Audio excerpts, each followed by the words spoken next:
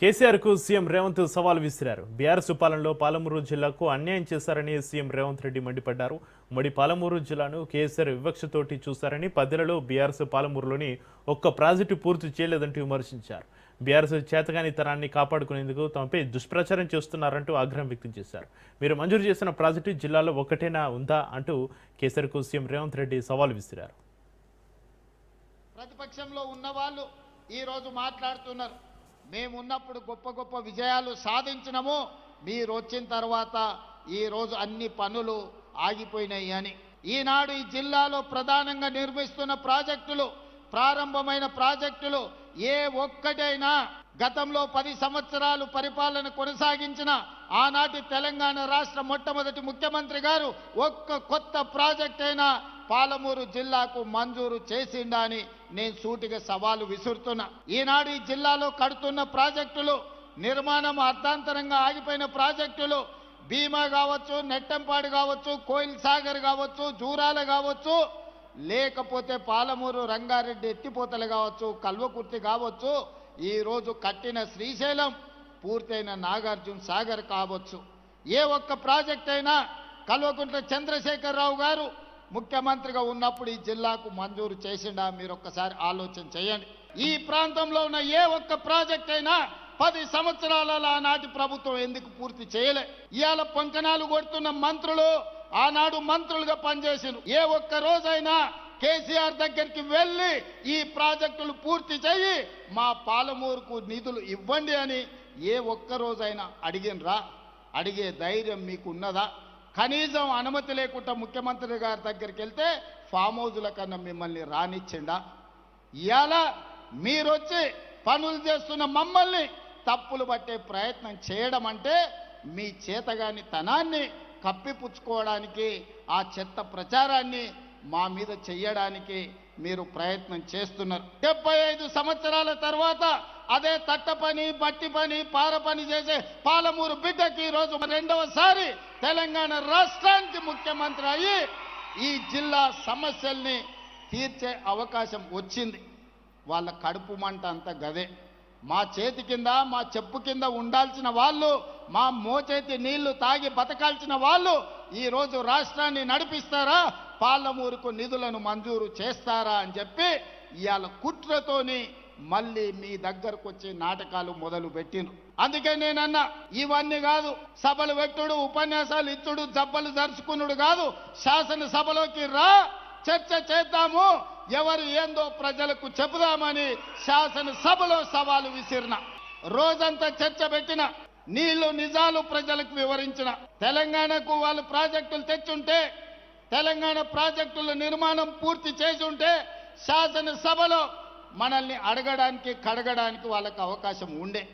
మరి ఎందుకు పారిపోయిన సభ నుంచి మీరు ఒక్కసారి ఆలోచన చెయ్యండి. తెలంగాణ రాష్ట్రంలో అత్యధికంగా అభివృద్ధి చెందిన జిల్లాగా ఎడ్యుకేషన్లో, ఇరిగేషన్లో ఎవరైనా ఇతర రాష్ట్రాల నుంచి, ఇతర దేశాల నుంచి తెలంగాణ పర్యటనకు వస్తే పాలమూరు జిల్లానే చూపించాలనేది నా కల.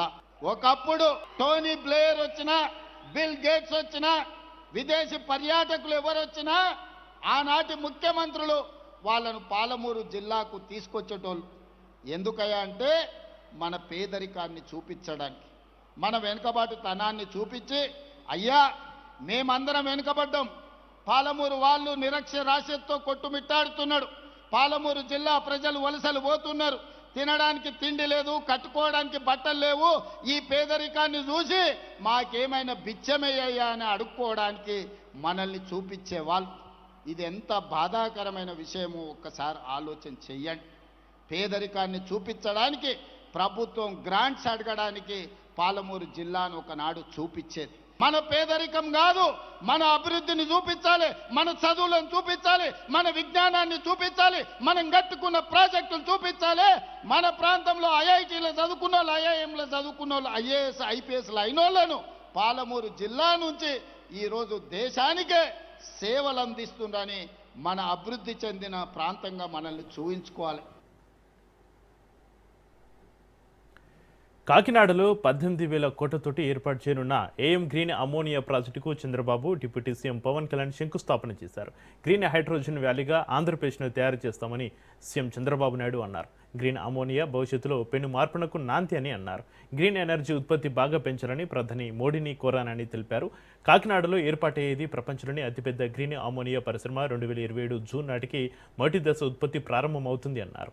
గ్రీన్ అమోనియా పరిశ్రమ మన రాష్ట్రానికి గేమ్ చేంజర్ కానుంది అన్నారు Chandrababu. So you're getting concrete imports, sir?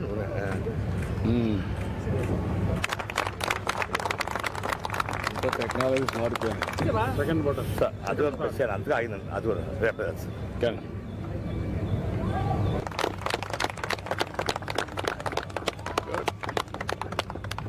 ఇంకొద్దిగా మ్యాథ్స్ వస్తారు ఇవన్నీ మనకి ఏమిటన్న ఎంత షిప్మెంట్ మొహమ్మద్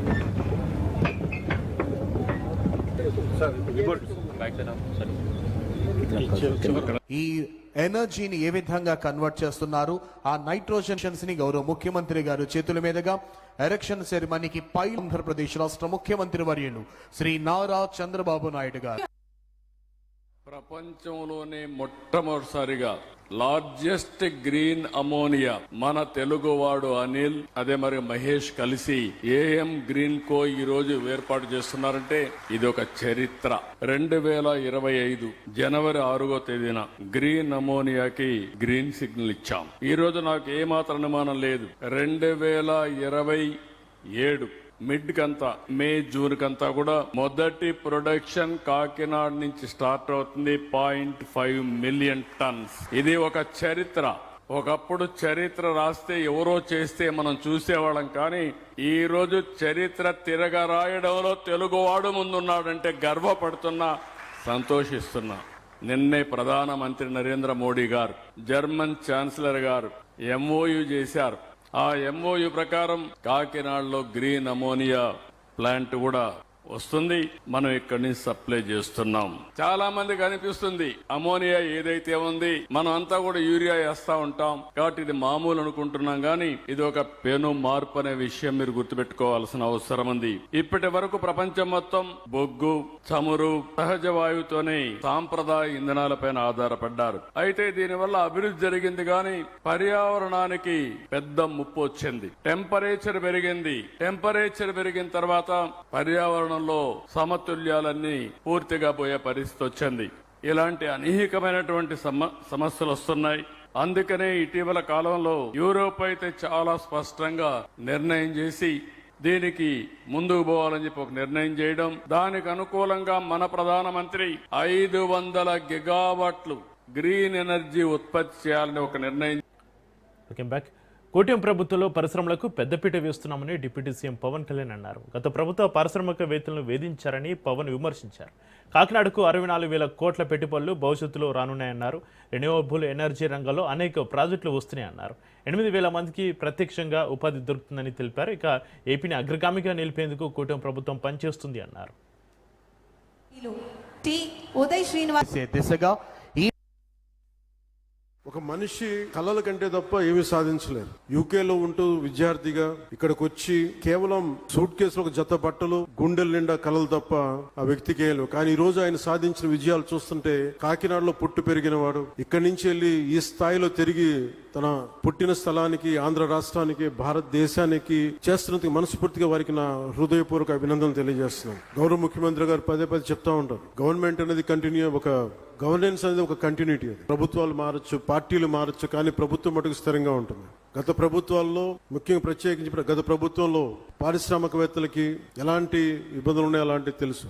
కానీ గౌరవ ముఖ్యమంత్రి గారు చెప్పేది పారిశ్రామికవేత్తలకి, పెట్టుబడులకి ఎలాంటి ఇబ్బంది కలగకుండా చాలా ఆరోగ్యకరమైన వాతావరణం ఉండాలని వారు చెప్పే దానికి నిదర్శనం ఈ రోజున ఈ భవిష్యత్తులో ఇది ఒక $10 బిలియన్ ఒక పెట్టుబడులు వచ్చే ఒక బలమైన కంపెనీగా దీన్ని తయారు చేయడం మనస్ఫూర్తిగా వారికి నా అభినందనలు తెలియజేస్తున్నాను. కాకినాడలోని 490 రేవంత్ ప్రభుత్వం బీఆర్ఎస్ వర్కింగ్ ప్రెసిడెంట్ కేటీఆర్ తీవ్రస్థాయిలో విమర్శించారు. తెలంగాణ రాష్ట్రం పిచ్చుడి చేతిలో రాయిలా మారిందని ఆయన మండిపడ్డారు. తుగ్లక్ పరిపాలన ఎలా ఉంటుందో ఇవాళ రాష్ట్రంలో ప్రత్యక్షంగా చూస్తున్నామని కేటీఆర్ అన్నారు. సికింద్రాబాద్, హైదరాబాద్ది దశాబ్దాల చరిత్ర అని తెలిపారు. సికింద్రాబాద్, హైదరాబాద్ 2 కళ్ళు అని, అందుకే అవి ట్విన్ సిటీస్గా పేరుగాంచని అన్నారు. కానీ ఇవాళ రేవంత్ రెడ్డి సికింద్రాబాద్ గుర్తింపుని తొలగించాలని చూస్తున్నాడని మండిపడ్డారు కేటీఆర్. హైదరాబాద్ మహానగరంలో కూడా గతంలో 24 సర్కిల్ ఉంటే గ్రేటర్ హైదరాబాద్ మున్సిపల్ కార్పొరేషన్లో 30 సర్కిళ్లకు పెంచుకున్నాం. గతంలో 4 జోన్లుంటే 6 జోన్లు చేసుకున్నాం. ప్రతి జోనల్ కమిషనర్కి ప్రతి డిప్యూటీ కమిషనర్కి శాంక్షన్ లిమిట్స్ పెంచుకున్నాం. అంటే ఇవన్నీ చేసుకున్నాం, కానీ హైదరాబాద్ అస్తిత్వాన్ని మాత్రం మేము ముట్టుకోలేదు. హైదరాబాద్ అస్తిత్వాన్ని దెబ్బతీసే ప్రయత్నం చేయలేదు. ఎందుకంటే హైదరాబాద్ అనేది ఒక హైదరాబాద్ ప్రజలకు సంబంధించి కాదు, తెలంగాణ ప్రజలందరికీ గర్వకారణమైన ఒక ఐడెంటిటీ హైదరాబాద్, సికింద్రాబాద్ జంట నగరాలు అంటే మనం చిన్నప్పటి నుంచి వింటున్న మాట. అట్లాంటిది ఇవాళ ఈ తుగ్లక్ ముఖ్యమంత్రి ఆయన తీసుకున్న ఒక నిర్ణయం వల్ల సికింద్రాబాద్కు ఒక ఐడెంటిటీ అనేది లేకుండా, ఒక అస్తిత్వం అనేది లేకుండా సికింద్రాబాద్ని శాశ్వతంగా చరిత్ర పుటలకి మరి పరిమితం చేసే విధంగా ఈ ముఖ్యమంత్రి, ఈ ప్రభుత్వం తీసుకున్న ఒక నిర్ణయాన్ని వ్యతిరేకిస్తూ, ఒక రాజకీయ పార్టీ కాదు, సికింద్రాబాద్లోని అన్ని వర్గాల ప్రజలు ఒకటై, దానిలో అక్కడ ఉన్న ప్రజాప్రతినిధులంతా మా వాళ్ళు, మరి ఇక్కడ పుట్టిన బిడ్డలుగా మరి మీరు కదా కాపాడాలి, ఈ ప్రభుత్వం తుగ్లక్ పనులు చేస్తుంటే మీరేం చెయ్యరా అని వారు మీటింగులు పెట్టి పిలిస్తే మేము మా పార్టీగా పోయి చెప్పినాము. ఏం చెప్పాము? ఈ జంట నగరాలు జోడెద్దులు, ఈ జంట నగరాలకు స్పెషల్ ఐడెంటిటీ ఉన్నది, లష్కర్ అంటారు, పట్నం అంటారు, ఇట్లాంటి అస్తిత్వాన్ని దెబ్బతీయకండి, అనవసరంగా తుగ్లక్ పనులు చేయకండి. ఈ జంట తెలంగాణ రాష్ట్రంలో మరో ఎన్నికల సందడి మొదలైంది. సర్పంచ్ హడావుడి ముగిసిన వెంటనే కార్పొరేషన్ మున్సిపాలిటీలకు సంబంధించిన రిజర్వేషన్లు ఖరారయ్యాయి. తెలంగాణలో మొత్తం 121 మున్సిపాలిటీలు, 10 కార్పొరేషన్లు ఉన్నాయి. రొటేషన్ పద్ధతిలో ఈ రిజర్వేషన్లు ఫైనల్ అయ్యాయి. 10 కార్పొరేషన్లలో 1 ఎస్సీ, 1 ఎస్టీ, 3 బీసీలకు కేటాయించారు. మరో 5 కార్పొరేషన్లు అన్ రిజర్వ్ కింద కేటాయించారు. ఈ 5 కార్పొరేషన్లో 4 జనరల్ మహిళలకు కేటాయించారు. మరో 1 కార్పొరేషన్ మాత్రం అన్ రిజర్వ్ ఓపెన్ కేటగిరీ కింద ఉంది. ఇక తెలంగాణలో కార్పొరేషన్ మున్సిపల్ రిజర్వేషన్లు ఖరారయ్యాయి. మున్సిపల్ కార్పొరేషన్లో మహిళలకు 50% రిజర్వేషన్ కల్పించారు. ఇక Kothagudem ST general, Ramagundam SC general, Mahabubnagar BC మహిళ, Mancherial BC general, Karimnagar BC general, GHMC general మహిళకు కేటాయించారు.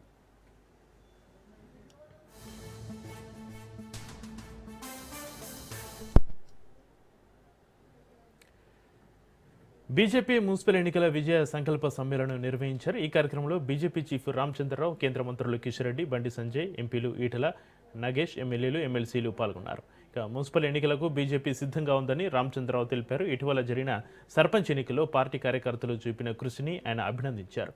గతంతో పోలిస్తే బీజేపీ గెలుపు సంఖ్య పెరిగిందన్నారు. ఇది గ్రామీణ ప్రాంతాల్లో పార్టీ బలపడుతుంది అని చెప్పేందుకు స్పష్టమైన నిదర్శనమన్నారు. మున్సిపల్ ఎన్నికల్లో బీజేపీ అభ్యర్థులను గెలిపించాలని రామచంద్రరావు పిలుపునిచ్చారు.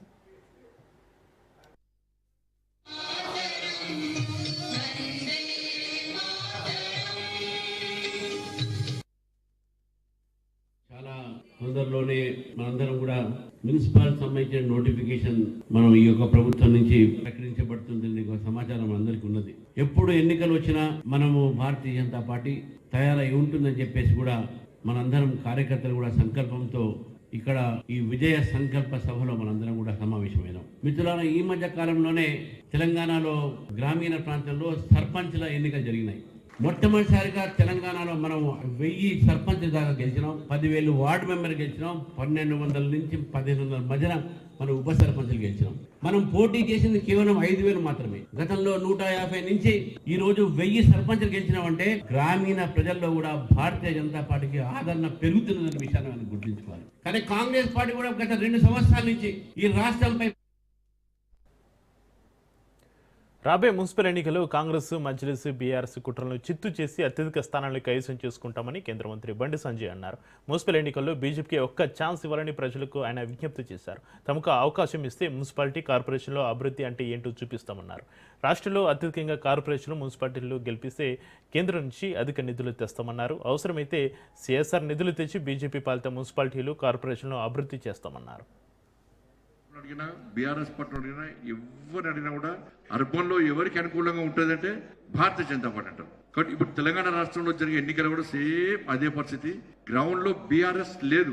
బీఆర్ఎస్ ఎన్నికలను పట్టించుకునే పరిస్థితిలో లేదు. ఎందుకంటే ఎవరు గెలిచినా మళ్ళీ కాంగ్రెస్ పార్టీ పోతారు, మేము కాపాడుకోలేమని చెప్పి బీఆర్ఎస్ పార్టీ ఎన్నికలు పట్టించుకునే పరిస్థితి లేదు. ఏడవైనా కూడా భారతీయ జనతా పార్టీ, కాంగ్రెస్ మధ్య మాత్రమే ఈ ఎన్నికల్లో పోటీ ఉంటుంది. భారతీయ జనతా పార్టీ కార్యకర్తలు ఎవరు గెలిచినా కూడా పార్టీని వీడిపోరు. పార్టీని పట్టుకుంటారు, సిద్ధాంతం కోసం పనిచేస్తారు, జెండా కోసం పనిచేస్తారు. ఒక విశ్వాసం, నమ్మకం ఇలా మనకుంది.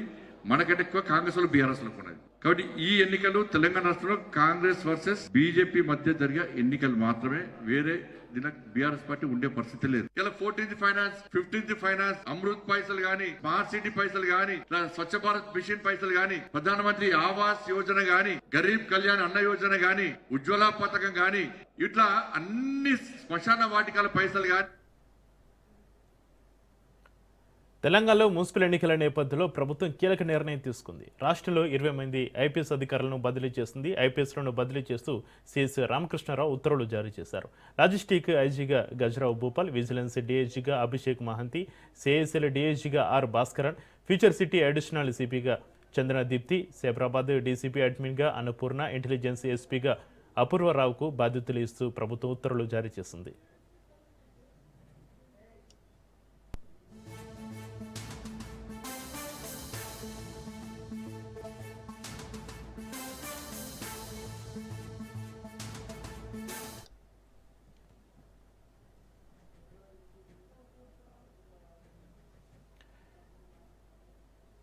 కాంగ్రెస్ సీనియర్ నేత మాజీ ఎమ్మెల్యే జగ్గారెడ్డి సంచలన కామెంట్స్ చేశారు. తాను జీవితంలో సంగారెడ్డి నుంచి ఎమ్మెల్యేగా పోటీ చేయనంటూ ఆయన ఆసక్తికర వ్యాఖ్యలు చేశారు. ఏఐసీసీ సీనియర్ నేత రాహుల్ గాంధీని సంగారెడ్డికి పిలిచి అవమానించానేమో అని ఫీల్ అయ్యానని జగ్గారెడ్డి అన్నారు. తన కోసం ఆయన సంగారెడ్డికి వచ్చారు, నన్ను గెలిపించాలని గట్టిగా ప్రచారం చేశారని అన్నారు. అంతగా ఆయన ప్రచారం చేసినప్పటికీ ఇక్కడ ప్రజలు తనను ఓడించారని అన్నారు. సంగారెడ్డిలో తాను ఎమ్మెల్యేగా జీవితంలో పోటీ చేయనని జగ్గారెడ్డి అన్నారు.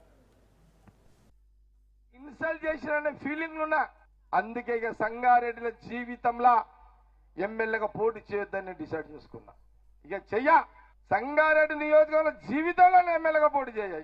ఎంత పెద్ద అవమానం. ఒక్క ఇందిరాగాంధీ మన్మడు సంగారెడ్డికి వచ్చిన తర్వాత జగ్గారెడ్డి కోసం భుజం మీద చేసిన ఒక రాహుల్ గాంధీ ముందు ఎక్కడ పోయారు? సంగారెడ్డి ఏం ఆలోచన చేసిర్రు? మేధావులు ఎక్కడ పోయారు? చదువుకున్న వాళ్ళు ఎక్కడ పోయారు? చాలా పెద్ద ఇన్సల్ట్ అయింది. ఇందిరాగాంధీ దేశం కోసం చచ్చిపోయింది కదా, రాజీవ్ గాంధీ దేశం కోసం చచ్చిపోయింది కదా. అలాంటి ఆయన రాజీవ్ గాంధీ, సోనియా గాంధీ కొడుకు, ఇందిరాగాంధీ మన్మడు ఇక్కడికి వచ్చి రాహుల్ గాంధీ జగ్గారెడ్డి భుజం మీద చేయి చేస్తే నేను ఎంత ఫీల్ అయ్యానంటే నేను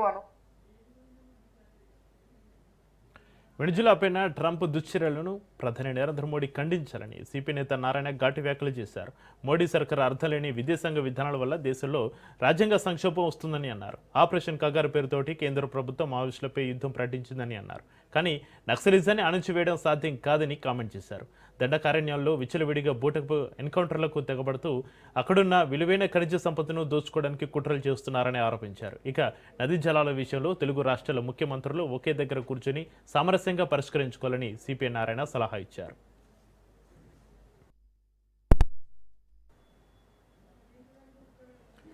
శ్రీకాకుళం జిల్లా జలమూరు మండలం తాలూరు రైల్వే నిలయంలో బ్రహ్మపూర్ విశాఖ ఎక్స్ప్రెస్ సర్వీసు కార్యక్రమాన్ని కేంద్ర మంత్రి రామ్మోహన్ నాయుడు ప్రారంభించారు.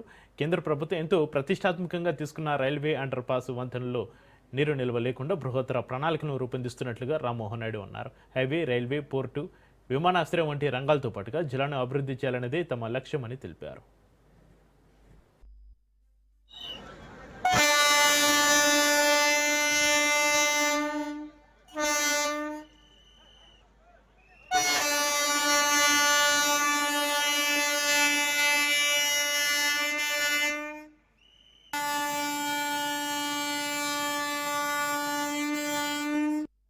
ఎక్స్ప్రెస్ ట్రైన్ మనందరికీ కూడా చాలా ఉపయోగపడుతుంది. ఇది కేవలం ప్రయాణికుల వరకే కాదు, స్టేషన్ అభివృద్ధి చెందితే ఇక్కడ ఉన్నటువంటి ప్రజలందరూ కూడా ఒక వ్యాపారం చేసుకోనో, ఒక ఆర్థికంగా బలపడడానికో, విద్యార్థు వైద్యం కోసమో వీళ్ళందరికీ కూడా సమిష్టిగా ఉపయోగపడేది రైల్వే స్టేషన్. అందుకని ఎర్రనాయుడు గారు అంత దృష్టి పెట్టారు. అలాగే ఈ రోజు ఈ యొక్క స్టేషన్ తో పాటు హరిశ్చంద్రపురం రైల్వే స్టేషన్, ఇప్పుడే బాబాయ్ అచ్చెన్నాయుడు గారు కూడా చెప్పారు, మనకి హైవే పక్కన ఉన్నటువంటి రైల్వే స్టేషన్ లో మన ఇచ్చాపురం నుంచి విశాఖపట్నం దగ్గరికి వెళ్తే ఒక్క స్టేషన్ కూడా హైవే పక్కన లేదు. ఏకైక స్టేషన్ మన హరిశ్చంద్రపురం స్టేషన్ ఒక్కటే ఉంది. దాంట్లో కూడా మంచి కెపాసిటీ ఉంది. అందుకనే మనం వచ్చిన తర్వాతే దానికి రోడ్డు కూడా వేయించాం. మనం వచ్చిన తర్వాత స్టేషన్ ప్లాట్ఫామ్ లో హైట్ పెంచాం. మనం వచ్చిన తర్వాత అక్కడ ఫుట్. గత వైసీపీ ప్రభుత్వం పైన మంత్రి ఆనం రామనారాయణ రెడ్డి ఆగ్రహం వ్యక్తం చేశారు. గత వైసీపీ ప్రభుత్వం రాష్ట్రాన్ని సర్వనాశనం చేస్తుందని మంత్రి ఆనం రామనారాయణ రెడ్డి అన్నారు. గత 5 ఏళ్ల వైసీపీ పాలనలో రాష్ట్ర సంపదను ఉన్న కాడికి దోచుకుపోయిందని విమర్శలు గుప్పించారు. సోమశిల, కండలేరు జలాశయాలకు ఏమి అభివృద్ధి చేశారో చెప్పగలరా అని వైసీపీకి మంత్రి ఆనం సవాల్ విసిరారు.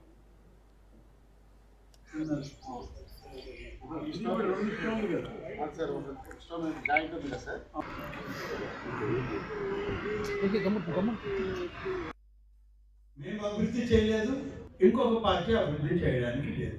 మేము ఈ రాష్ట్రాన్ని సర్వం దోచుకుపోయాం, ఇంకొక పార్టీ ఏ పని చేయకూడదు, వాళ్ళకి సంక్షేమం ఇవ్వకూడదు, అభివృద్ధి జరగకూడదు, ఉద్యోగ ఉపాధిని కలగకూడదు. ఇలాంటి ఒక దుర్మార్గపు ఆలోచనతో ప్రతిపక్షాలు పనిచేస్తుంది.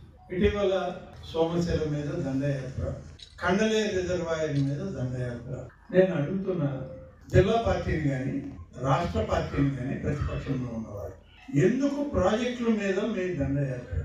మీరు చెయ్యని పనిని మేము చేశామని చూసి సంతృప్తి పడడానికైతే దండయాత్ర చేయబడింది. మీరు యాత్రికుల్లాగా వచ్చి అన్ని కూడా చూడదు, తప్పేంటి. కానీ మీరు ఏదో దుర్మార్గపు ఆలోచనలు పెట్టుకొని మీ బురదను మాకు పూయడానికి ఒక ప్రయత్నం చేస్తున్నారు. అందుకనే దాన్ని వద్దు అని మేము అంటున్నాం. రాష్ట్ర వ్యాప్తంగా అన్ని జిల్లా కేంద్రాల్లో వైసీపీ నిరసన ప్రదర్శనలు చేస్తుంది. వైసీపీ కార్యకర్త మందా సల్మాన్ హత్యకు నిరసనగా పార్టీ ఏసీ సెల్ దళిత సంఘాలతో కలిసి జిల్లా కేంద్రాల్లో నిరసన కార్యక్రమాలు నిర్వహించారు. కూటమి ప్రభుత్వం ఏర్పడిన తర్వాత రాష్ట్రంలో దళితులతో పాటు వైసీపీ నేతలను హతమారుస్తున్నారని, ఈ సంస్కృతిని వేడనాడాలని వైసీపీ నేతలు డిమాండ్ చేస్తున్నారు. ప్రధానంగా పల్నాడు జిల్లాలో వైసీపీ నేతలు వరుస హత్యలకు గురవుతున్నప్పటికీ అందుకు కారణమైన వారిని పోలీసులు అరెస్టు చేయడం లేదని వైసీపీ నేతలు ఆగ్రహం వ్యక్తం చేశారు.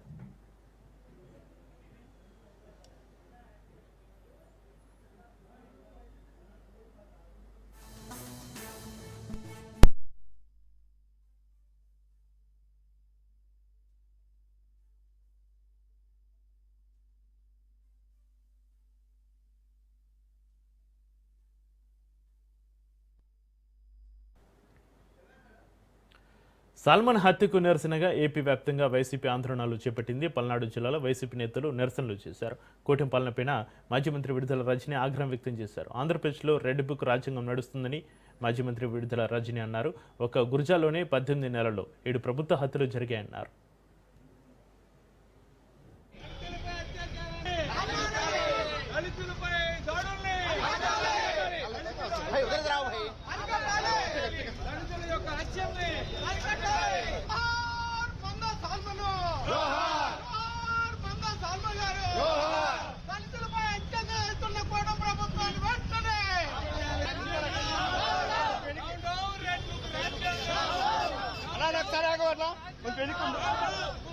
తెలియకుండా ఒకసారి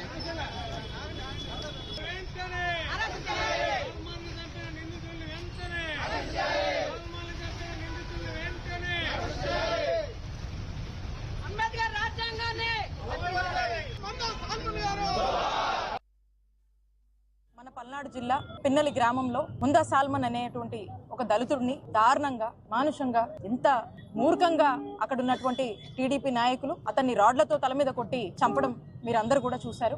అతను రాడ్లతో బలంగా కొట్టి అతను కోమాలోకి పోయిన తర్వాత వాళ్ళ బంధువులు పోలీసులకు ఫోన్ చేసి ఈ విధంగా దాడి జరిగింది, కొన ప్రాణాలతో ఇబ్బంది పడుతున్నారు, హాస్పిటల్కి తీసుకువెళ్తున్నాము, ఈ ఇన్సిడెంట్ జరిగిందని పోలీసులకు అతను బంధువులు ఫోన్ చేసి చెప్తే పోలీసులు ఫోన్ లో ఏం మాట్లాడుతున్నారు, అతనితో ఎవరు రమ్మన్నారు, ఎందుకు వచ్చారు, ఊర్లోకి మీరు రావద్దు కదా అని చెప్పి పోలీసులు ఈ విధంగా స్పందించారు. ఎంత బాధాకరం అండి, ఎంత దారుణం పోలీసులు ఈ విధంగా స్పందించడము. ఇలాంటి హత్యల్ని, ఇలా గుండాల్ని, ఇలాంటి రౌడీజాల్ని ప్రోత్సహిస్తున్నారా అని మనకు అర్థమవుతా ఉంది. చంద్రబాబు నాయుడు గారు వచ్చిన దగ్గర నుంచి కూడా పొలిటికల్ గవర్నెన్స్ పక్కన పెట్టి రెడ్ బుక్ గవర్నెన్స్ పూర్తి స్థాయిలో కూడా ఇప్పటి వరకు కూడా పూర్తి స్థాయిలో అమలు చేస్తా ఉన్నారు. మరి మా పల్నాడులో అయితే ఎక్కువ, ఎందుకంటే గవర్నమెంట్ పోయిన తర్వాత చూసాం నడి రోడ్డు మీద వినుకొండలో రషీద్ ఏ విధంగా నరికి హత్య చేశారో మనం చూసాము. ఇలా అనేక ఎగ్జాంపుల్స్ రాష్ట్రంలో ఉన్నాయి, కొనసాగుతూనే ఉన్నాయి. ఇప్పుడు ఈ ముందా సాల్మన్ ని కూడా మనం చూసాము ఏ విధంగా హత్య చేశారో. అంటే పోలీసులు లా అండ్ ఆర్డర్ ని పూర్తిగా కూడా వాళ్ళ చేతుల మీదకి తీసుకొని ఏ విధంగా ప్రవర్తిస్తున్నారు అనే విషయాన్ని రాష్ట్ర ప్రజలందరూ కూడా గమనిస్తా ఉన్నారు. కాబట్టి మేము వైఎస్ఆర్ కాంగ్రెస్ పార్టీ ఒకటే డిమాండ్ చేస్తా ఉంది, ఎవరైతే ఒక దళితుడిని ముందా సాల్మన్ మా వైఎస్ఆర్ కాంగ్రెస్ పార్టీ కార్యకర్తను హత్య చేశారో వాళ్ళ మీద తక్షణమే యాక్షన్ తీసుకొని వాళ్ళని అరెస్ట్ చేయాలి. ఎవరైతే ఈ పోలీసులు ఉన్నారో అక్కడ ఆ ఎస్ఐ ఎవరైతే ఉన్నారో వాళ్ళని ఇమీడియట్ గా కూడా సస్పెండ్ చేయాలని వైఎస్ఆర్ కాంగ్రెస్ పార్టీ డిమాండ్ చేస్తా ఉంది.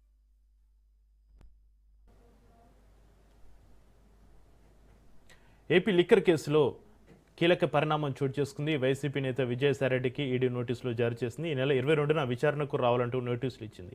లిక్కర్ స్కామ్ కేసులో పెద్ద ఎత్తున హవాలా మనీ లాండరింగ్ జరిగినట్లుగా ఈడీ ఆరోపణల నేపథ్యంలో నోటీసులు జారీ చేసింది.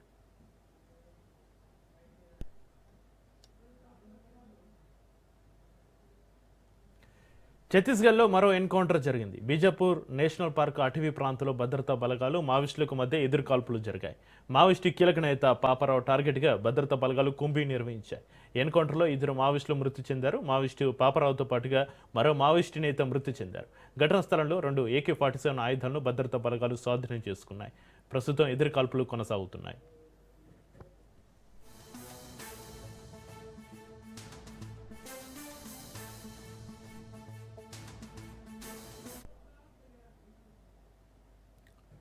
రెండు తెలుగు రాష్ట్రాల జల వివాదాలపైన కేంద్ర కమిటీ ఏర్పాటైంది. ఏపీ తెలంగాణ జల వివాదాల పరిష్కారానికి జలశక్తి మంత్రిత్వ శాఖ కమిటీ ఏర్పాటు చేసింది.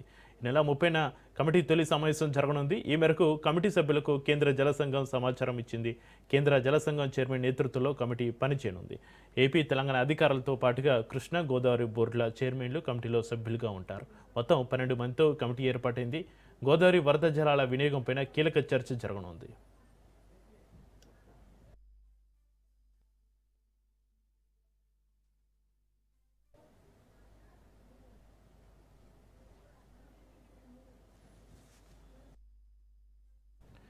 పశ్చిమ బెంగాల్ రాజకీయాల్లో మరోసారి వేడి రాజుకుంది.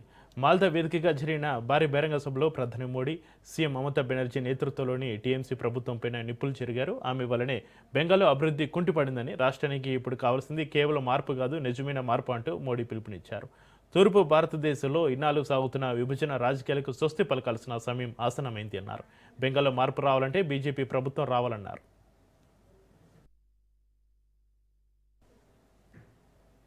ఇవి ఇప్పటివరకు బులెటిన్ అప్డేట్ చూస్తూనే ఉండండి రాష్ట్ర న్యూస్.